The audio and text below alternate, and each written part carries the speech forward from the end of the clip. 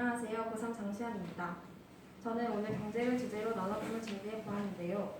저는 생산성이 아예 없는 사람이고 경제 활동을 해보지 않았고 경제 관념도 없는 사람이기 때문에 이 발표가 부끄럽지만 발표라는 기회를 통해서 저 스스로 경제가 어떻게 돌아가고 있는지 잘 알고 싶어서 준비하게 되었습니다. 여러분들도 알고 있는 내용이겠지만 정리를 할 수 있는 계기가 됐으면 좋겠습니다. 레이 달리오라는 인물에 대한 간략한 설명으로 발표를 시작하려고 합니다. 레이 달리오는 미국 최대 그리고 세계 최대 금융인 헤지펀드인 브리지워터 어소시에이트 헤지펀드의 설립자이자 추적 책임자이며 현재 200수가 넘는 자금을 운영 중입니다. 2008년 리만 사태가 터지기 전 시장 붕괴의 위험성에 대해 사전에 언급을 한 것으로 명성을 얻었으며 뉴욕 타임즈에서 뽑은 전 세계에서 가장 영향력 있는 인물 100명 중 하나, 그리고 미국 포춘지에서 뽑은 세계 최대 100대 부호 중 1인이기도 합니다. 리만 사태 당시 시장이 50% 하락하는 와중에 브리지워터의 퓨어 알파라는 대표 상품이 14%의 수익률을 기록하기도 했습니다. 참고로 리만 브라더스 사태는 600만 명이 집을 잃고 800만 명이 직장을 잃었으며 5조가 증발한 미국발 금융위기입니다. 14년에는 실제로 경제는 어떻게 작동하는가라는 동영상을 스스로 제작했고 현재 5천만 명이 넘게 봤을 정도로 경제학에서는 의미 있는 자료입니다. 저도 경제지문을 위한 기본 지식을 위해 이 영상을 추천받아서 보게 되었고 경제가 어떻게 돌아가는지 아주 조금은 알게 된 계기였던 것 같습니다. 그래서 이 영상의 내용을 간략하게 설명하도록 하겠습니다. 그래서 거의 모든 사진과 내용에 출처한 이 동영상입니다. 우선 경제는 작은 거래들이 모여서 이루어집니다. 거래라는 작은 행위들은 경제를 움직이는 세 가지 주요 요소인 생산성 증가와 단기 부채 주기와 장기 부채 주기를 만들게 됩니다. 이것은 뒤에서 얘기하도록 하고요. 거래는 재화 서비스 또는 금융 자산을 교환하는 행위로 현금이나 신용을 통해 이루어질 수 있습니다. 미국 기준으로 현금 거래의 17배 정도 되는 양의 신용 거래가 이루어지고 있다는 정도는 알아두시면 좋겠습니다. 신용으로 이루어지는 거래의 양이 훨씬 많습니다. 그리고 반드시 구매자와 판매자가 필요합니다. 이들을 경제 주체라고 할 때 가장 큰 경제 주체는 정부이며 이는 중앙정부와 중앙은행으로 나뉠 수 있습니다. 이들이 중요한 이유는 금리 변동이나 화폐 발행 등을 통해서 경제의 규모를 결정할 수 있기 때문입니다.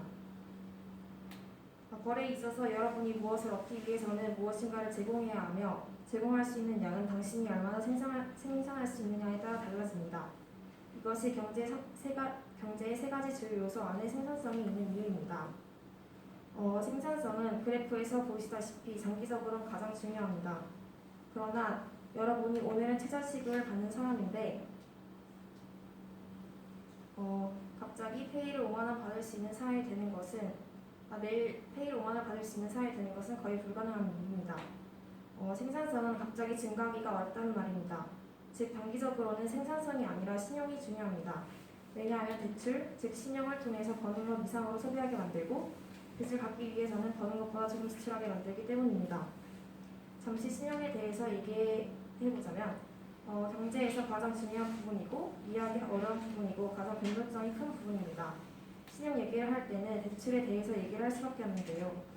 대출 기간은 일반적으로 더 많은 대출을 해줌으로써 돈을 벌기 원하고 대출자는 자신의 형편 이상의 것, 즉 차나 집 또는 창업 자금 등을 위해서 대출을 받기를 원합니다. 대출자는 원금을 되돌려주겠다는 약속을 하고 추가 비용인 이자를 내야 합니다. 이자가 높으면 대출이 줄고 낮으면 대출이 늘어나는 것입니다. 대출 기간이 이 약속을 미룰 때 신용이 이루어지는 것입니다. 그리고 그것이 대출자에게는 바로 부채로 전환되는 것이죠. 참고로 신용도는 상환 능력과 담보가 결정합니다. 그리고 그것이 대출자에게 결정합니다. 신용이 중요한 이유는 지출 규모를 늘릴 수 있게 되기 때문입니다. 누군가의 지출은 누군가의 소득입니다. 제가 500원을 지출을 하면 누군가는 500원을 벌고 제가 1000원 지출을 하면 누군가는 1000원을 번다는 뜻이니까요. 그래서 제 지출이 늘어나면 그 누군가의 소득도 늘어나게 되어 있는 것입니다. 그런데 누군가의 소득이 늘면 그는 상환 능력이 좋아지는 것과 같기 때문에 대출 기간에 그에게 더 많은 돈을 빌려주고 싶어 합니다. 더 많은 돈을 빌려 지출이 늘어나면 다시 누군가의 소득이 늘어나고 이것이 반복되면서 경제 성장이 이루어지는 것입니다. 이렇게 인플레이션이 오면 중앙은행은 지나친 인플레이션을 막기 위해 금리를 올립니다. 그러면 인플레이션과 반대인 디플레이션이 발생합니다. 즉 경제 침체가 발생하는 것이죠. 그러면 중앙은행은 다시 금리를 낮춰 대출을 늘리고 그렇게 경제 침체에서 벗어나게 됩니다. 이것이 정부가 조절할 수 있는 단기 부채 주기이며 이 주기는 5년에서 8년 정도가 됩니다. 이때 단기 주기 사이클의 저점과 고점은 전 사이클보다 더 성장하게 되는데 그 이유는 부채가 훨씬 늘어났기 때문입니다.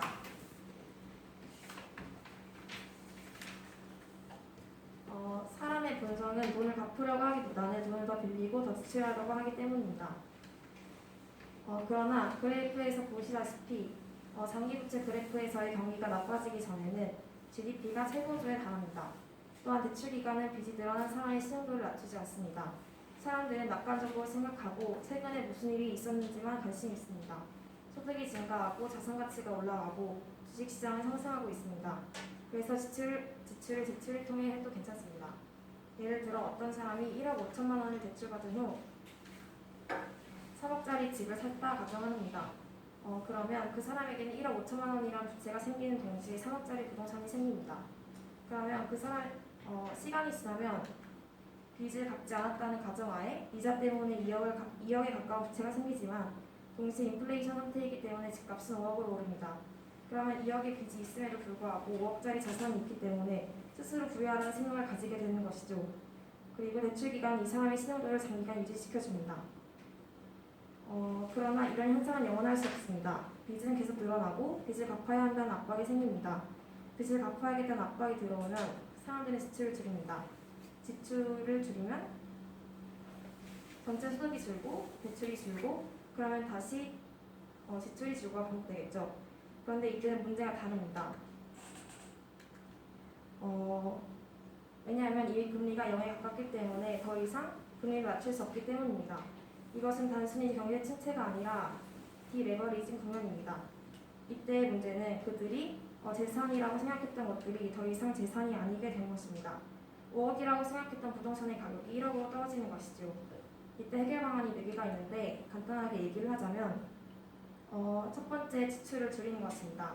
그런데 이는 제가 계속 얘기했듯이 결국 지출을 줄이고 수입을 줄이기 때문에 더 안 좋은 경기 침체를 일으키게 됩니다. 개인들의 상환 능력이 사라지고 담보도 가치가 떨어지면서 개인의 디폴트, 그러니까 부채를 갚지 못하는 상황은 결국 기업과 정부와 은행의 디폴트로 이루어집니다. 기업의 구조조정은 엄청난 실업률을 일으키기 때문에 세수가 줄고 더 많은 보조금이 필요하게 됩니다. 디레버리징 국면에서는 돈이 나올 곳은 부유층밖에 없어 그들의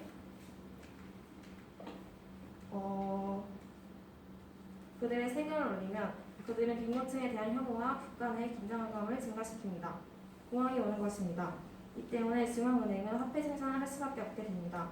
앞에 3가지와는 다르게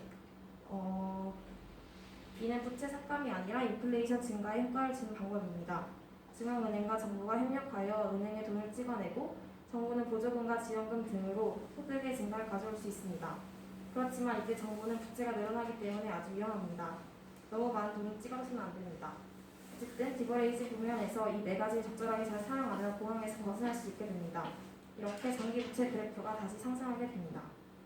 이것이 생산성 그래프와 단기 부채 그래프와 장기 부채 그래프가 이어지면 경제가 이어지는 과정입니다. 이해가 되셨다면 좋겠습니다. 그렇기 때문에 레이 달리오는 저금리에 취해 인플레이션을 달리고 있던 경제를 보며 리먼 브라더스 사태를 예상할 수 있었던 것입니다. 레이 달리오는 마지막으로 3가지 조언을 합니다. 빚이 결국은 당신을 망가뜨릴 테니 절대 부채를 소득보다 빠르게 증가하게 하지 말 것. 그리고 결국은 경쟁력을 잃어버릴 테니 능력보다 더 벌려고 하지 말 것. 그리고 장기적으로는 생산성이 가장 중요하니 최선을 다해 생산성을 올릴 것. 여러분께 이 발표가 이 마지막 조언들을 더 잘 이해할 수 있는 계기가 되셨으면 좋겠습니다. 우린 돈을 사랑해서는 안 되고 자신의 능력이 아니라 주님 주신 능력으로 살아야 하는 사람이지만 어쨌든 우린 곧 세상에 나가고 또 경제활동을 해서 스스로 먹고 살아야 하는 사람들이니까요. 발표를 들으셔서 감사합니다.